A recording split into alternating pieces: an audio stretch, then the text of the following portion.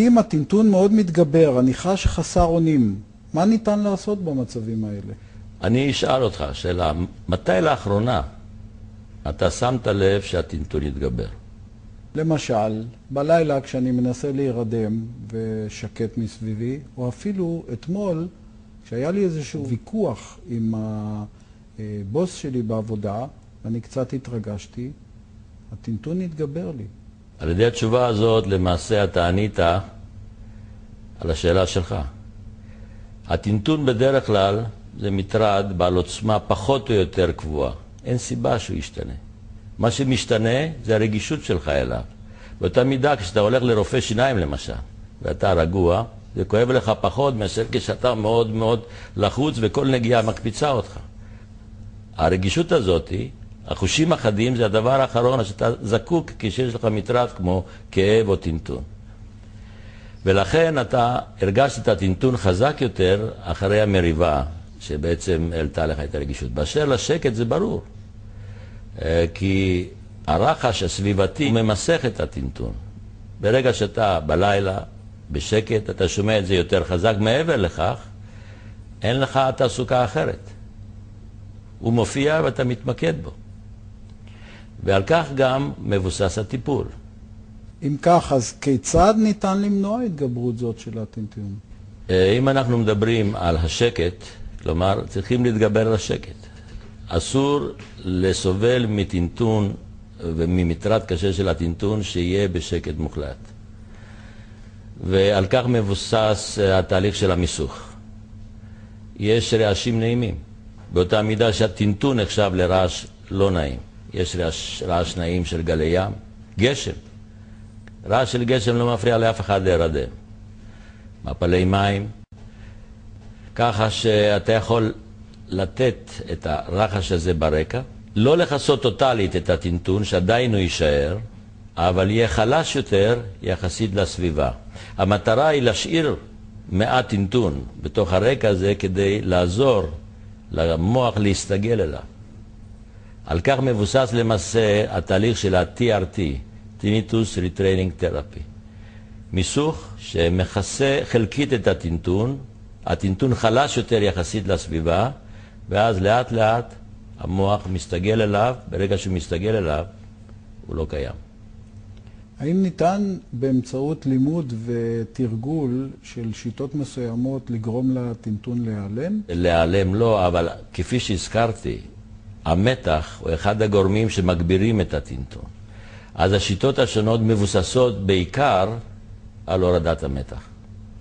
ברגע שאתה הורדת את המתח, אתה שברת את הזרוע של מעגל הקסמים, מתח, טיניטוס. והורדת המתח אפשר לעשות אותה באמצעים שונים. אחד האמצעים זה לתת ארגז כלים של שיטות הרפיה. יש שיטת הרפיה באמצעות סוגסטיה. סוגסטיה הכוונה היא על ידי מילים של רוגע, שלווה. למעשה זאת הטכניקה של ההיפנוזה. המילים האלה חודרות למוח, בעיקר המוח הימני, שהוא החלק הרגשי, והוא מקבל את המילים ללא בקרה רבה. והמילים האלה משפיעות. אדם ששומע מילים של רוגע, שלווה, הרגשה טובה, הרגשה נעימה, מרגיש טוב. לאט לאט הוא מגיע לידי הרפיה עמוקה. דרך אחרת זאת הדרך של קבוצות שרירים שונות, וכשאתה מגיע למצב של קיבוץ, קל לך לחוש את התחושה של ההרפיה לאחר מכן. זאת למעשה השיטה של ג'קובסון.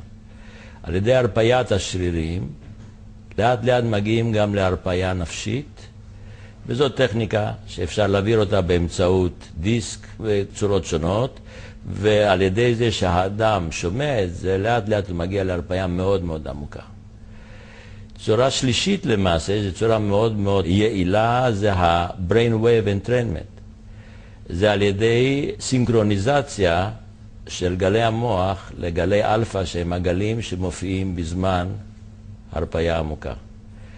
זה נעשה על ידי השמעת צלילים, כאשר הצלילים האלה מועברים באותו קצב של גלי אלפא, או אפילו באמצעות מראות שגם כן מועברות עם אותו קצב של גלי אלפא.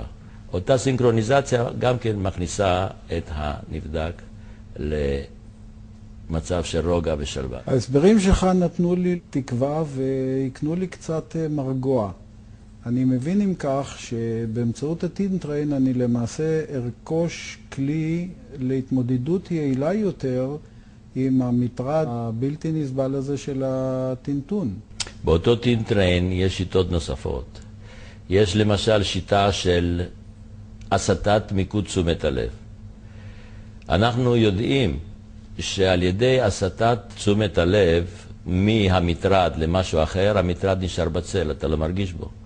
אתן לך דוגמה, לפעמים בזמן קרבות אנשים אפילו נפצעים ולא חשים בזה. כי המוח שלהם כל כך מוסט, המיקוד של תשומת הלב מוסט לקרב עצמו, לא להיפגע עד שלא חשים בכאב באותו רגע, רק אחרי זה חשים בזה. הפקירים בהודו, הם מסוגלים להגיע לדרגה עמוקה ביותר של חוסר תחושת כאב, על ידי תרגול, להסיט את תשומת הלב למשהו אחר. כדי שתוכל להימנע מלהתמקד בדבר לא נעים, אתה חייב אלטרנטיבה. אחת האלטרנטיבות הטובות שבהן אתה יכול למקד את תשומת הלב שלך זה דמיון מודרך. אז זה לא משעמם כמו נשימה, אתה יכול להתמקד ולהפעיל את כל החושים על ידי הדמיון. ובכך אתה, אחרי תרגול, יכול להסיט לחלוטין את תשומת הלב מהמטרד, ואז זה עוזר לך גם להירדם, עוזר לך להימנע מלשמוע את הטינטון ולהגיע לאט לאט לדרגה שהמטרד הזה ממוזער בצורה משמעותית. דוקטור בן דוד, לסיום, יש לך אולי איזה טיפ אחד או שניים לגבי שימוש בטינטריין, למשל, איך להשתמש בצורה הטובה ביותר במאסקרים, או באיזה תדירות, באיזה קצב להקשיב לתכנים?